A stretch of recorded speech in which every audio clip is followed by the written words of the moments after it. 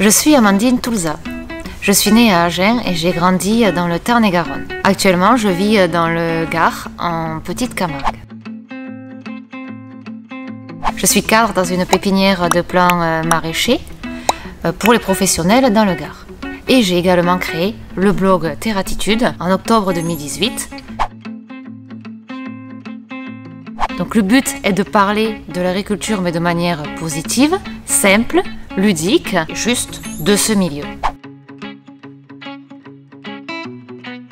J'en avais assez d'entendre parler de l'agriculture de manière injuste et irréelle, pas en accord avec ce que je vis et observe tous les jours. De mon point de vue, nous les consommateurs, nous nous sommes éloignés de la terre.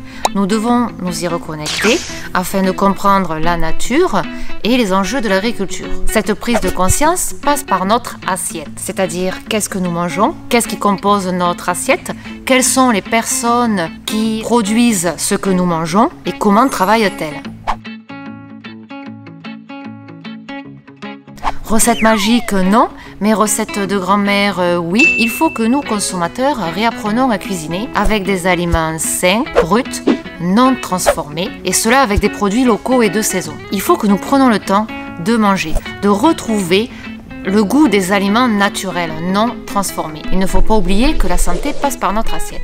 Consommer local et de saison permet de renouer déjà un contact avec les producteurs, les paysans, et de préserver la planète et de retrouver des goûts ou des légumes oubliés. Ce qui est essentiel pour moi, c'est de savoir que d'une saison à une autre, je peux varier mon alimentation. Je peux manger des choux de Bruxelles, des courges, des langoustes, des noix de Saint-Jacques, et je peux également apprécier les fromages à pâte persillée beaucoup plus affinés.